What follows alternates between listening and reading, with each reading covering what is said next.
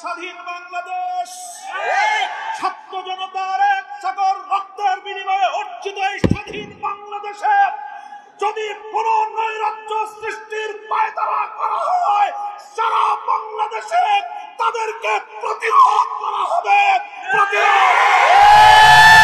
এতদিন ছিল আমাদের রক্ত দেওয়ার পালা, এখন আমরা চাই আমাদের রক্তের বিচার।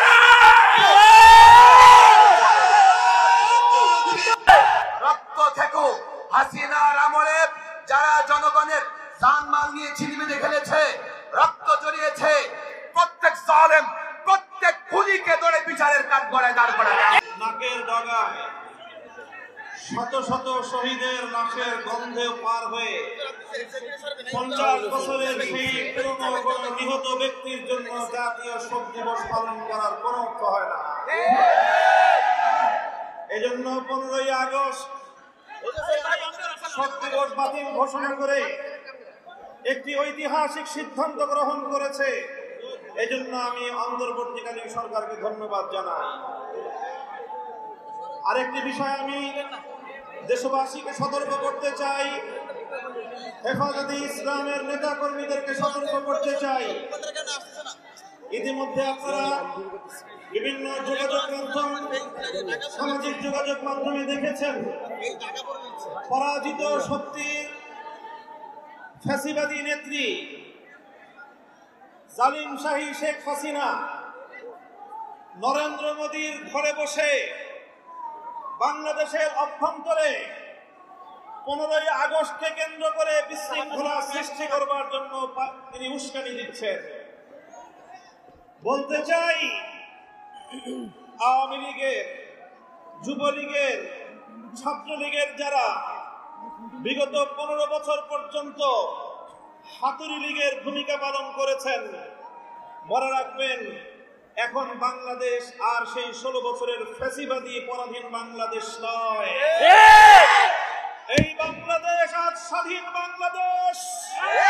ছাত্র জনতার এক সাগর রক্তের বিনিময়ে অর্জিত এই স্বাধীন বাংলাদেশে যদি 15ই আগস্টকে কেন্দ্র করে কোন নৈরাজ্য সৃষ্টির পায়তারা করা হয় সারা বাংলাদেশে তাদেরকে প্রতিরোধ করা হবে।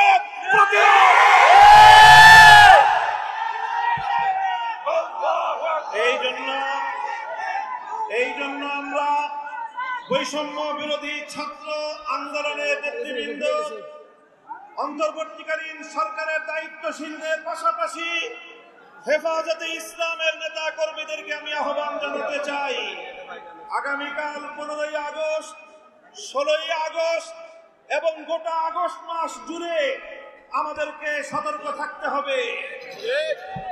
কারণ মনে রাখবেন, আওয়ামী লীগের রাজনীতি হলো প্রতিহিংসার রাজনীতি।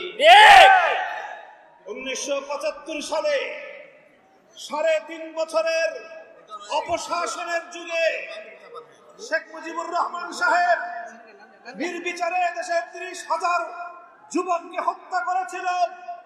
এদেশের বাকশাল কায়েম করার মধ্য দিয়ে মানুষের সকল অধিকারগুলো তিনি হরণ করেছিলেন। অধিকার হারা মানুষ তখন তারা ক্ষুব্ধ হয়ে ধানমন্ডির 32 নম্বর বাড়িতে অভ্যুত্থান পরিচালনা করেছিল। তখন এই শেখ হাসিনা ঘোষণা দিয়েছিল যে জাতি তার বাবাকে হত্যা করেছে তিনি সেই জাতির কাছ থেকে প্রতিশোধ গ্রহণ করবেন।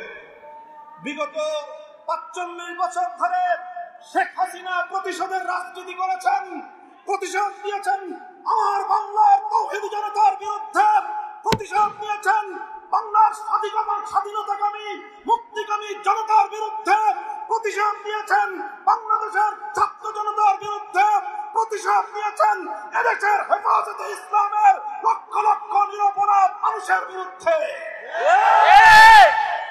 তিনি একজন খুনির নেশায় মাতাল, খুনের নেশায় মাতাল। আপনারা লক্ষ্য করে থাকবেন, যারা মাতাল হয়, মদখোর হয়, তারা সারাদিন যে যেখানে থাকে, দিন শেষে রাতের বেলায় সব মাতালগুলো একসাথে হয়ে মদ্যপান করে মাতলামি করে। বর্তমান পৃথিবীতে বড় বড় খুনের নেশায় মাতাল আছে 1 নম্বর বেনিয়ামিন নেতানিয়াহু, 2 নম্বর ভারতের গুজরাটের কসাই নরেন্দ্র মোদী, 3 নম্বর বাংলাদেশের বিদায়ী ফ্যাসিবাদী শেখ হাসিনা। এই শেখ হাসিনা এখন গিয়ে খুনের নেশায় মাতাল হয়ে নরেন্দ্র মোদীর সাথে আখড়া করেছে। যদি সেখান থেকে বসে বাংলাদেশের স্বাধীনতার উপর কোনো হস্তক্ষেপ করার চেষ্টা করা হয়, তাহলে বাংলাদেশের মাটিতে ভারতীয় দূতাবাস থাকতে পারবে না। শেখ হাসিনার বিরুদ্ধে বাংলাদেশে বিভিন্ন থানায় আদালতে হত্যা মামলা দায়ের হয়েছে। আমি আহ্বান জানাতে চাই, খুনি হাসিনাকে ধরে এনে বিচারের কাঠগড়ায় দাঁড় করাতে হবে। প্রিয় সাথী ও বন্ধুগণ, বক্তব্য শেষ। ইনশাআল্লাহ বিগত দিনে যেভাবে আমরা রক্ত দিয়েছি পিলখানায়, যেভাবে আমরা রক্ত দিয়েছি শাপলা চত্বরে, যেভাবে আমরা রক্ত দিয়েছি মোদী বিরোধী আন্দোলনে হাটহাজারীতে, যেভাবে রক্ত দিয়েছি আমরা মোদী বিরোধী আন্দোলনের ব্রাহ্মণবাড়িয়ায়, ঠিক আগামী দিনেও দেশের স্বাধীনতা রক্ষার জন্য, ইসলামের হেফাজতের জন্য যদি আবার রক্ত দেওয়ার প্রয়োজন হয়, স্বাধীনতার ঝান্ডা নিয়ে রক্ত দেওয়ার জন্য প্রস্তুত থাকবে কারা?